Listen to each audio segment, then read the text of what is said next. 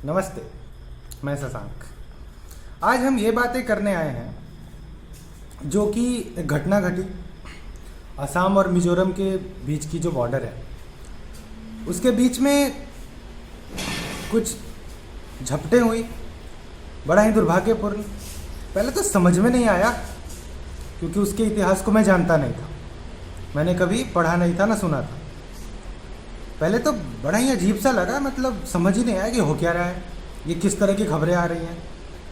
वहाँ पे कुछ ज़मीन का विवाद है और ज़मीन का विवाद ऐसा हम सुनते आए हैं कहाँ, जैसे और राज्यों के बीच में, जैसे कि कर्नाटक के और आंध्र प्रदेश के बीच में, तमिलनाडु कर्नाटक के बीच में ऐसे कुछ चलता है।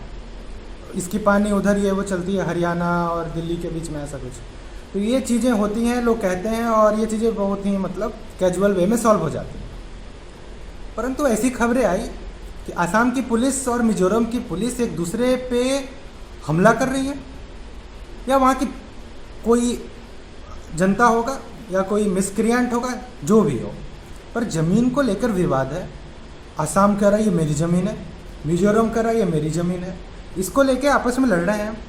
और दुर्भाग्यवश ऐसा हुआ कि असम पुलिस के 5 लोगों की मौत हो गई, वो शहीद हो गए, और काफ़ी लोग घायल भी हो गए, जिसमें बड़े बड़े अफसर भी शामिल हैं, एसपी लेवल के अफसर शामिल हैं।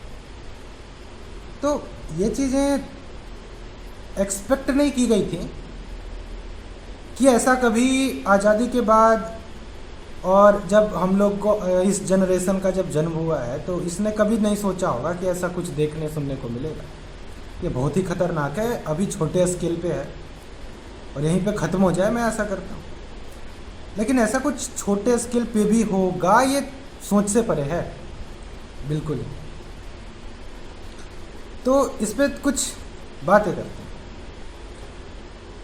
ये जो विवाद है, ये विवाद 5-10 साल पुराना नहीं, 6-7 महीना पुराना नहीं है, नहीं ये, क्योंकि आजकल देश में जो भी विवाद हैं 99% हमारे पॉलिटिकल पार्टीज एंड लीडर्स के द्वारा क्रिएट किए जाते हैं ताकि वो राजनीति कर सकें, with few exception like this. ये 146 साल पुराना विवाद है, 146 ईयर्स।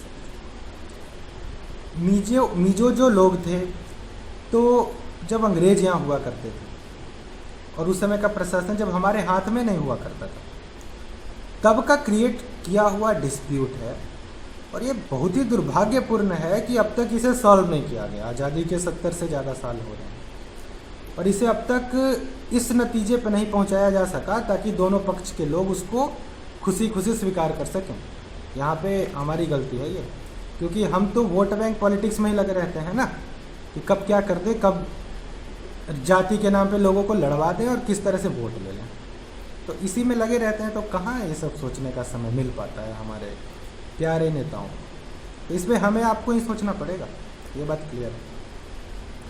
तो थोड़ी सी मैं बता दूं, ये असम और मिजोरम के बीच की जो बाउंड्री है वो 165 किलोमीटर की है। 3 ज़िले असम के और 3 ज़िले मिजोरम के आपस में कनेक्ट होते हैं वहाँ पे।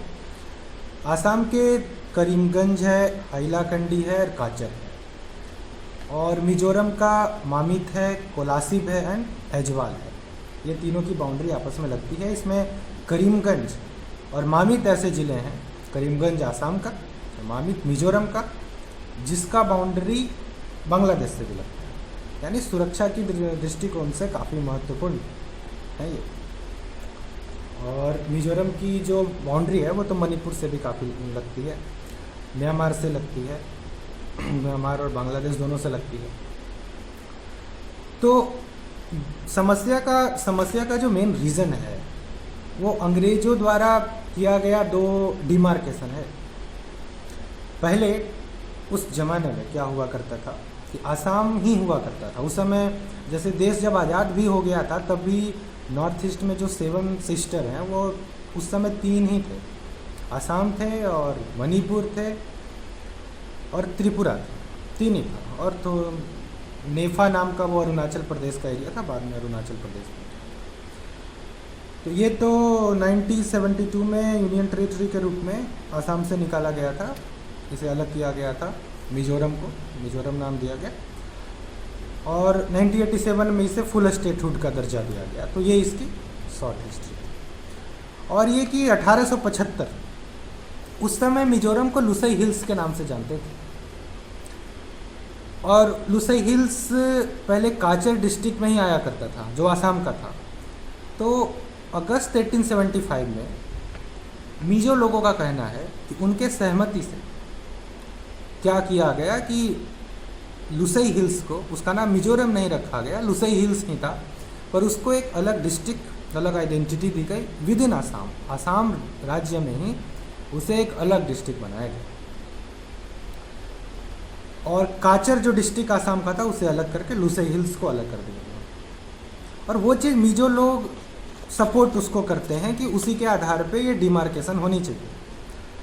परंतु एक और डिमार्केशन किया गया 1933 में, एक किया गया 1875 में जिसको मिजो लोग एक्सेप्ट करते हैं, पर एक किया गया 1933 में जिसमें लुसई हिल्स का, जो कि आसाम का पार्ट था उस समय, और मणिपुर के बीच का डिमार्केशन हुआ था।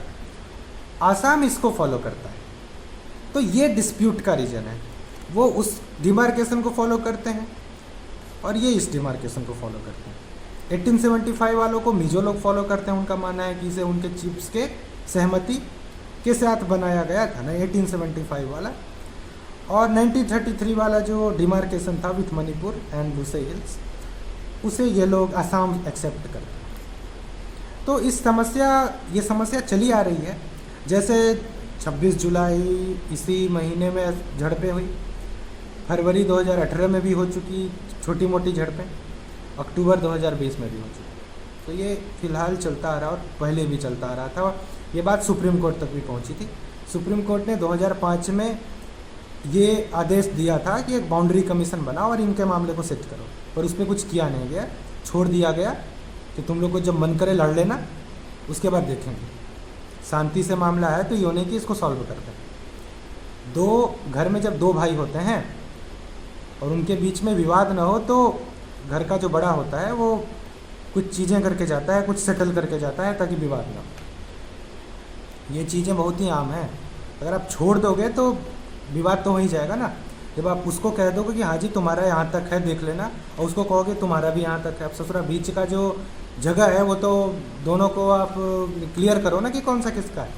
भाई ये जो भारत है, तो चाहे ज़मीन किसी के भी राज्य के कंट्रोल में रहे, है तो अपना ही ना, इसमें क्या समस्या है। अब आप ये बताओ, वो जो 5 सिक्योरिटी पर्सनल जो असम के मरे, तो उनकी डेड बॉडी पे कहाँ का झंडा लगा हुआ था? भारत का झंडा, तिरंगा झंडा ही तो लगा हुआ था। और एक ऐसा कभी होगा, ऐसा नहीं होना चाहिए, ऐसा कभी होगा नहीं। I am just saying it to assume कि अगर वो मिजोरम के होते तो वहाँ भी तिरंगा ही उन पे रहता। तो व्हाट आर वी डूइंग, क्या कर रहे हैं? ये तो सोचने वाली बात है। ये 146 साल पुराना मुद्दा है।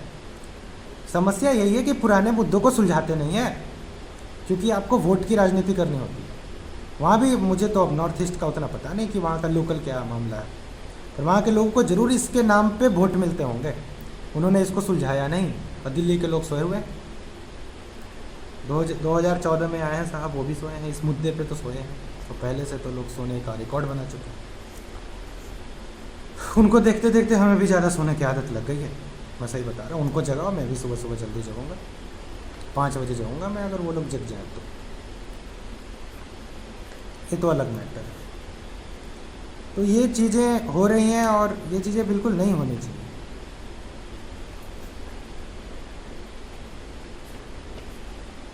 और ट्विटर क्या, ट्विटर कोई पंचायत खोल के बैठा है?